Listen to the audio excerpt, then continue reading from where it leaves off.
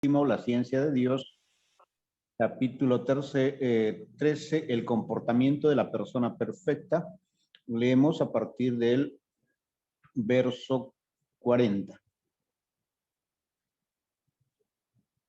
A veces me acuesto sobre la tierra desnuda, a veces sobre hojas, hierba o piedra, a veces sobre un montón de cenizas y en ocasiones, por voluntad de otros, en un palacio sobre una maravillosa cama con almohadas. 41. Oh mi Señor, a veces puedo bañarme con mucho esmero, ungir todo mi cuerpo con pasta de sándalo, adornarme con un collar de flores y vestirme con ropas finas y hermosas alhajas. Entonces viajo como un rey a lomos de un elefante, en una cuadriga o en un caballo. Otras veces, sin embargo, viajo desnudo como un poseído por fantasmas. 42. Personas distintas tienen distintas mentalidades. Por eso no me corresponde ni alabarlas ni blasfemar de ellas. Únicamente les deseo el bien, con la esperanza de que estén dispuestas a lograr la unidad con la superalma, la suprema personalidad de Dios, Krishna. 43. La especulación mental que distingue entre bueno y malo debe ser considerada una unidad. Entonces debe imbuirse en la mente, que a su vez debe imbuirse en el ego falso. Acto seguido, el ego falso debe imbuirse en la energía material total. Este es el proceso para combatir la diferenciación falsa. 44. La persona erudita e introspectiva debe darse cuenta de que la existencia material es ilusión. Esto solo es posible mediante la autorrealización. La persona iluminada que ha visto realmente la verdad debe abandonar todas las actividades materiales, situándose en el plano de la iluminación espiritual. 45. Prahlad Maharaj, tú eres ciertamente un alma autorrealizada y un devoto del Señor Supremo. A ti no te preocupa ni la opinión pública ni las supuestas escrituras. Por esa razón no he dudado en explicarte la historia de mi autorrealización. Narada Muni continuó. Prahlad Maharaj, el rey de los demonios, tras escuchar las enseñanzas del santo, comprendió los deberes prescritos de la persona perfecta, Paramahansa. Después de ofrecer la debida adoración al santo y de obtener su permiso, partió para su hogar. De esta manera termina el capítulo 13. Y pasamos al capítulo 14, la vida familiar ideal. 1. Maharaj Yudhishthir preguntó a Narada Muni: oh mi señor, oh gran sabio, por favor explícame también, conforme a las instrucciones de los Vedas, cómo podemos alcanzar fácilmente la liberación los que permanecemos en el hogar sin conocer el objetivo de la vida. Narada Muni respondió: mi querido rey, aquellos que viven en sus hogares como jefes de familia deben realizar actividades para ganarse el sustento, y en lugar de tratar de disfrutar de los resultados de su trabajo, deben ofrecérselos a Krishna Vasudeva. Con la compañía de los grandes devotos del Señor se puede entender perfectamente la manera de satisfacer a Vasudeva en esta vida. 3 y 4. El Grihastra siempre debe estar en contacto con personas santas y con mucho respeto escuchar el néctar de las actividades del Señor Supremo y sus encarnaciones, según se describen en el Srimad Bhagavatam y otros Puranas. De ese modo, poco a poco, como el hombre que despierta de un sueño, debe ir desapegándose del afecto por la esposa y los hijos. 5. La persona verdaderamente erudita, al mismo tiempo que trabaja lo imprescindible para ganarse el sustento y mantener juntos el cuerpo y el alma, debe vivir en la sociedad humana sin apegarse a los asuntos familiares, aunque externamente parezca muy apegado. 6. En la sociedad humana, la persona inteligente debe organizar sus actividades de un modo muy simple. Si los amigos, los hijos, los padres, los hermanos o cualquier otra persona le hacen sugerencias, externamente debe mostrarse conforme diciendo: sí, está bien, pero internamente debe estar decidido a no llevar una vida complicada que le impida alcanzar el objetivo de la vida. 7. Los productos naturales creados por la Suprema Personalidad de Dios deben emplearse para mantener los cuerpos y almas de todas las entidades vivientes. Los productos necesarios para la vida son de 3 tipos: los que tienen su origen en el cielo, en la lluvia, y los que tienen en la tierra, de las minas, mares o campos, y los que provienen de la atmósfera, los que se obtienen repentina o inesperadamente. 8. Es lícito asumir la propiedad de las riquezas necesarias para mantener juntos el cuerpo y el alma, pero quien aspire a mayores propiedades debe ser considerado un ladrón y merece el castigo de las leyes de la naturaleza.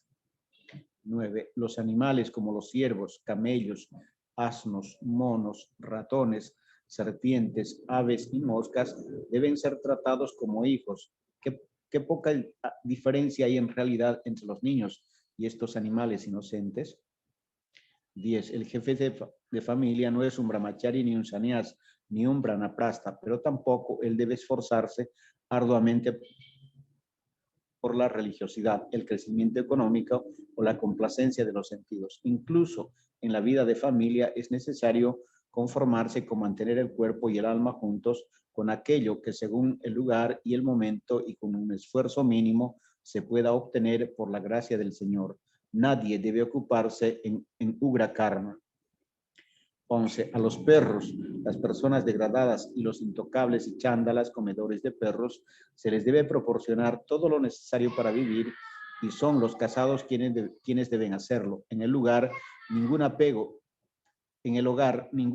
es más estrecho que el que nos une a la esposa. Aún así, incluso a ella debe ocuparse en recibir a los huéspedes y visitantes en general.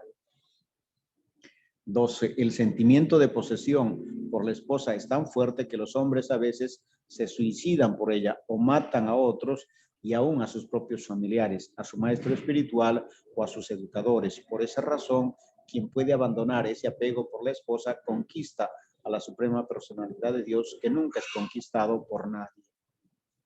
13. Mediante la debida reflexión, se debe abandonar la atracción por el cuerpo de la esposa, pues ese cuerpo acabará transformado en gusanos, excremento o cenizas. ¿Cuál es el valor de ese cuerpo insignificante? ¿Cuánto más grande es el Ser Supremo que está en todas partes como el cielo? 14. La persona inteligente debe satisfacerse con comer prasad, alimento ofrecido al Señor, o con celebrar los 5 tipos de yajnas, panchasuna. Por medio de esas actividades puede abandonar el apego por el cuerpo y los falsos sentimientos de propiedad relacionados con el cuerpo. Quien logra hacer esto queda firmemente establecido en la posición de Mahatma. Bueno, el 15 está en inglés, luego Prabhu Rangapuri nos lo traducirá. 16. La persona que goza de riquezas y conocimiento. El 15, Prabhu. El texto 15, ¿no? Sí. Un segundito. Perdón. Estoy demorando en encontrarlo, pero lo pido al tiro.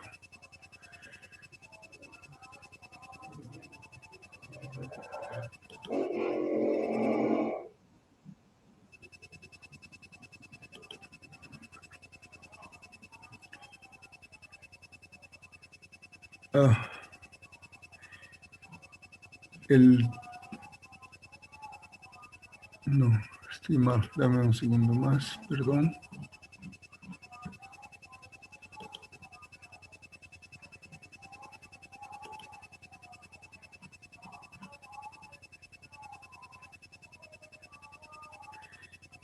A diario, uno debe adorar al Ser Supremo, quien está situado en el corazón de todos. Y en base a esto, uno debe adorar por separado a los semidioses, a las personas santas, a los seres humanos ordinarios y a los seres vivientes, a los antepasados y al propio ser. De esta manera, uno es capaz de adorar al Ser Supremo en el fondo del corazón de cada quien. 16. La persona que goza de riquezas y conocimiento y puede disponer de ellos a voluntad para ejecutar yajnas y complacer a la Suprema Personalidad de Dios debe celebrar sacrificios ofreciendo oblaciones al fuego conforme a las indicaciones de los astras. De ese modo debe adorar a la Suprema Personalidad de Dios. 17. La Suprema Personalidad de Dios, Sri Krishna, es el disfrutador de las ofrendas de sacrificio, pero aunque su señoría come las oblaciones ofrecidas en el fuego, oh mi querido rey, él se siente todavía más satisfecho cuando se le ofrecen sabrosos alimentos hechos de cereales y ghee a través de la boca de brahmanas cualificados. 18. Por lo tanto, mi querido rey, primero debes ofrecer prashad a los brahmanas y semidioses. Después de alimentarles suntuosamente, puedes repartir prashad entre las demás entidades vivientes conforme a tu capacidad. De ese modo, podrás adorar a todas las entidades vivientes, o en otras palabras, a la entidad viviente suprema que está dentro de cada entidad viviente. 19. El brahmana que sea lo suficientemente rico debe ofrecer oblaciones a los antepasados en la quincena de luna menguante de la segunda mitad del mes de Bhadra. Del mismo modo, también debe ofrecer oblaciones a los familiares de los antepasados durante las ceremonias Mahalaya en el mes de Ashvina.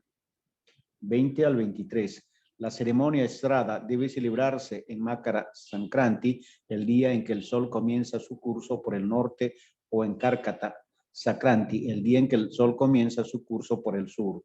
Esta ceremonia debe celebrarse también en los días de Mesa Sankranti y Tula Sankranti y el Yoga Vyatipata en el día en que coinciden 3 titis lunares durante los eclipses de luna o de sol en el 12º día lunar y Sravana Nakshatra. También debe celebrarse en el día de Akshaya Tritiya y el 9º día lunar de la quincena de luna creciente del mes de Kartik, en los 4 astakans de la estación invernal y de la estación fría, en el 7º día lunar de la quincena de luna creciente del mes de Maga, en la conjunción de Maga Nakshatra, con el día de plenilunio y en los días en que la luna está completamente llena o casi llena. Si coinciden con los nakshatras de los que se derivan los nombres de algunos meses, la ceremonia Shraddha también debe celebrarse en el 12º día lunar si este coincide con cualquiera de los nakshatras que reciben los nombres de Anuradha, Sravana, Uttara Palguni, Uttara Sada o Uttara Bhadrapada. También se debe celebrar esta ceremonia cuando el 11º día lunar coinciden como Uttara Pulguni, Uttara Sada o Uttara Bhadrapada. Por último, debe celebrarse en los días que coinciden con la estrella de nuestro nacimiento, Chana Nakshatra o Sravana Nakshatra. 24. Todas estas fechas estacionales se consideran muy auspiciosas para la humanidad. En ocasiones se deben realizar toda clase de actividades auspiciosas, pues con esas actividades el ser humano alcanza el éxito en el breve lapso de su vida. 25. Durante esos periodos de cambio de estación, quienes se bañen en el Ganges, en el Yamuna o en otro lugar sagrado, o quienes canten japa, ofrezcan fuegos de sacrificio y cumplan votos, así como aquellos que adoren al Señor Supremo, a los brahmanas, a los antepasados, a los semidioses y a las entidades vivientes en general, recibirán un beneficio permanente por todo lo que den como caridad. 26. Oh rey Yudhishthir, en el momento prescrito para las ceremonias purificatorias rituales destinadas a uno mismo, a la esposa o a los hijos, así como durante las exequias fúnebres y aniversarios de los difuntos, se deben celebrar las ceremonias auspiciosas antes mencionadas, a fin de prosperar en el campo de las actividades fruitivas. 27-28. Narada Muni continuó: ahora te hablaré de los lugares idóneos para la celebración de prácticas religiosas. Todo lugar en que haya un Vaishnava es excelente para las actividades auspiciosas. La suprema personalidad de Dios es el sostén de toda la manifestación cósmica, junto con todas las entidades vivientes que lo pueblan, sean móviles o inmóviles, y el templo en que se ha instalado la deidad del Señor es un lugar sumamente sagrado. Además, aquellos lugares en que los brahmanes eruditos siguen los principios védicos mediante la austeridad, la educación y la misericordia también son muy auspiciosos y sagrados. 29. Ciertamente son auspiciosos los lugares en que hay un templo de la suprema personalidad de Dios Krishna, en el que se le ofrece la debida adoración. Lo son también aquellos lugares por los que fluyen los ríos famosos que se mencionan en los Puranas, las escrituras védicas complementarias. Toda actividad espiritual que allí se realice es verdaderamente muy efectiva. 30 al 33. Los lagos sagrados como el Pushkara y los lugares habitados por personas santas como Kurukshetra, Gaya, Prayak, Pulashram, Naimisaranya, las orillas del río Palgu, Setubanda, Pravasa, Duarca, Varanasi, Mathura, Pampa, Vindu, Sarovar, Badrikashram, Narayanashram, los lugares por donde fluye el río Nanda, los lugares en que se refugiaron el señor Ramachandra y Madre Sita, como Chitrakuta, así como las regiones montañosas de Mahendra, Himalaya, deben considerarse muy píos y sagrados. Del mismo modo, quienes deseen avanzar espiritualmente deben visitar los lugares fuera de la India en que hay centros del movimiento para la conciencia de Krishna y en los que se adora a las deidades de Radha Krishna. Quien aspire a progresar en la vida espiritual puede visitar todos esos lugares y celebrar en ellos ceremonias rituales de los que se obtendrá resultados 1000 veces superiores a los que se obtendría en cualquier otro lugar por las mismas actividades. 34. Oh Rey de la Tierra, sabios eruditos y experimentados han establecido que solo la suprema personalidad de Dios, Krishna, en quien reposa todo lo móvil y lo inmóvil del universo, y de quien todo emana, es la persona idónea a quien ofrecer todo. 35. Oh Rey Yudhishthir, en la ceremonia del sacrificio Rajasuya que tú celebraste, estaban presentes los semidioses y muchos grandes sabios y santos, entre ellos los 4 hijos del señor Brahma y yo mismo. Sin embargo, cuando hubo que decidir quién debía ser adorado en aquel lugar, todo el mundo coincidió en elegir al señor Krishna, la persona suprema. 36. El universo entero, que está lleno de entidades vivientes, es como un árbol cuya raíz es la suprema personalidad de Dios, Achyuta Krishna. Por lo tanto, por el simple hecho de adorar al señor Krishna, se adora también a todas las entidades vivientes.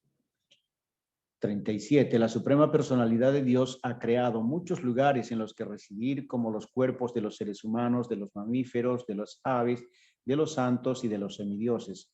El Señor en la forma de Paramatma reside con el ser vivo en toda esa infinidad de formas corporales.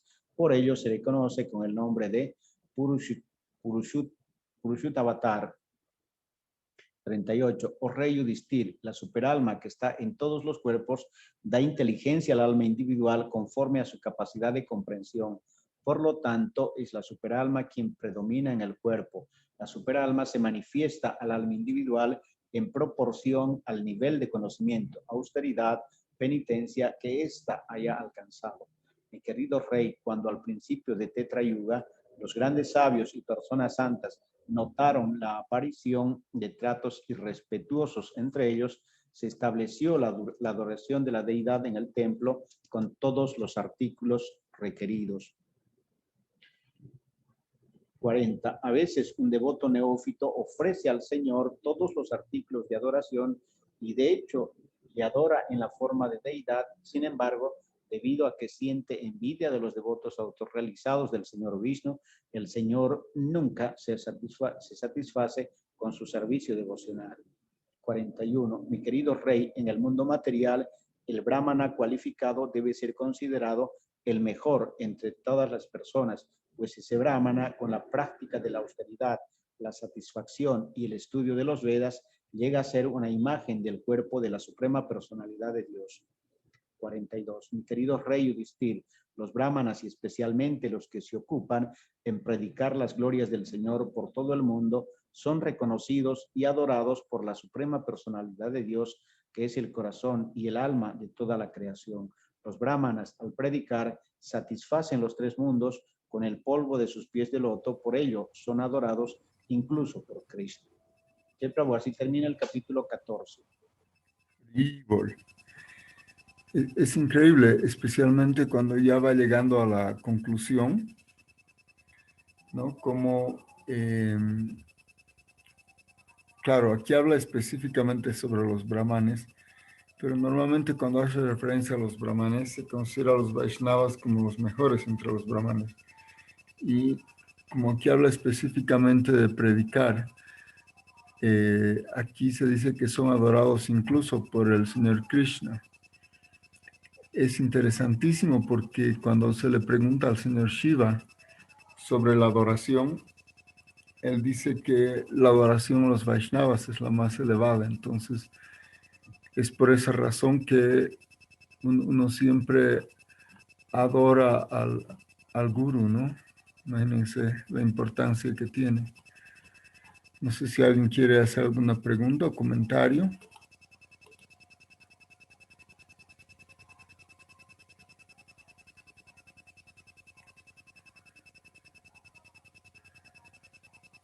Entonces, quizás podríamos avanzar el capítulo que viene, Prabhuji.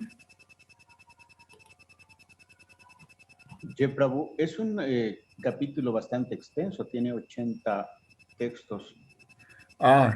Entonces nos va a convenir sea ahondar aquí o hacer una pausa. No sé si tú quieres comentar algo más, Prabhuji.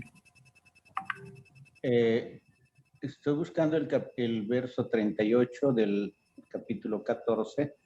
Quería hacer una pregunta acerca de ese capítulo, pero como estoy en el 15, estoy medio perdido. Te voy a ubicar ese. Y ya encontré.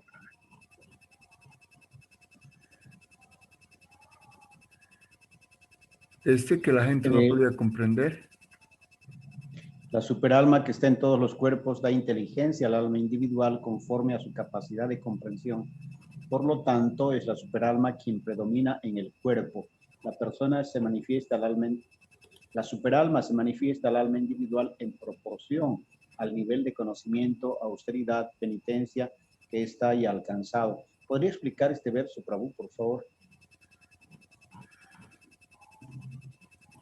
¿Es el número cuánto? 38. 38. Ok.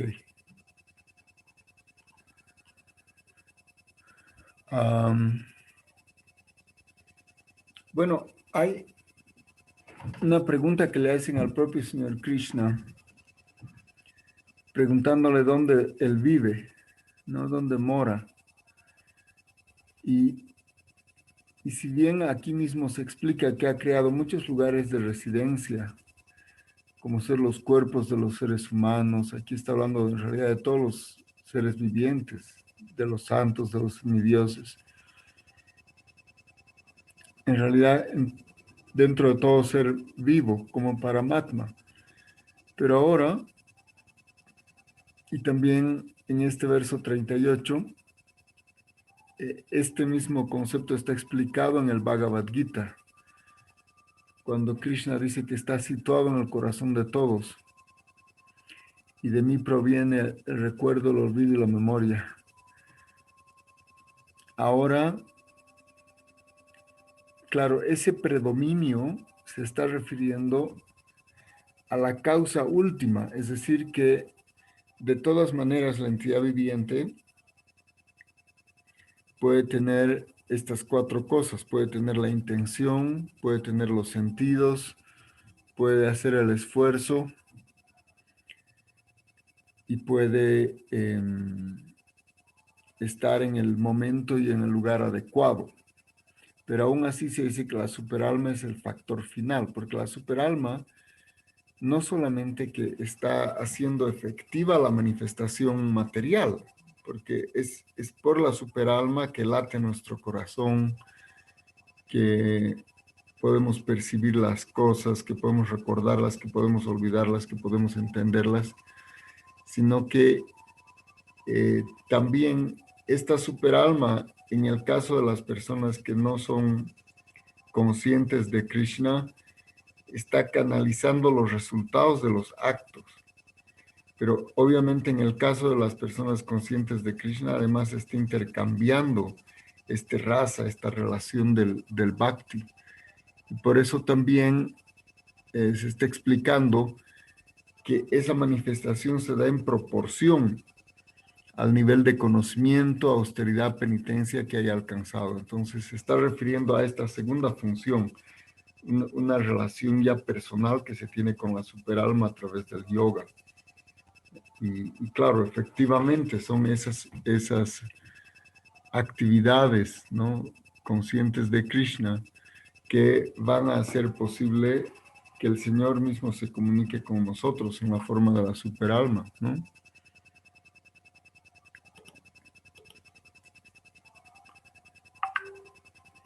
Sí, Prabhu, gracias. Entonces, en la medida en que la entidad viviente se va purificando, Krishna también se va manifestando con mayor intensidad. ¿Está bien eso, Prabhu? Absolutamente, correcto, Ok. perfecto. Entonces, cualquier acercamiento a la Suprema Personalidad de Dios en realidad depende de cada uno, es decir, del libre albedrío que Krishna nos otorga. Hay una doble, digamos, razón, ¿no? Una es que, claro, tiene que haber suficiente esfuerzo para buscar la purificación, pero también la característica del bhakti es que el esfuerzo humilde que hace el devoto también genera una compasión en el Señor, y por eso también dice, por compasión morando en sus corazones, ¿no? Les ilumino con la lámpara del conocimiento. Entonces uno tiene que generar esta simpatía, que el Señor se sienta con agrado para ayudarle a uno en su avance, ¿no? Entonces uno tiene no solamente que hacer el esfuerzo, sino que si lo hace con la suficiente guía, humildad, realmente puede enternecer, por así decirlo, el corazón del Señor para que se interese en dar su gracia al devoto, ¿no?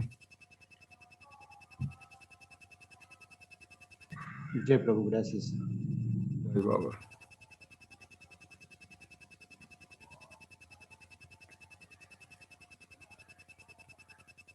Bien, entonces, muchas gracias, devotos del Señor. Qué bien que se han conectado. Prabhu Advaita, Mae Rati, Madhupriya María, Mae Yalangi. Y aprovecho esta conexión para pedirles que por favor de todas maneras mantengan nomás en sus oraciones, dedíquenle una rondita a la Madre Palika, que está como a ratos mejor, a ratos empeora, pero me han pedido que no promueva esto en el sitio del WhatsApp, porque más bien, que si pueden tranquilizarla, pero aquí aprovechando que estamos en este contacto, entonces por favor le cantaremos una rondita en su beneficio. Está ella hospitalizada ahora.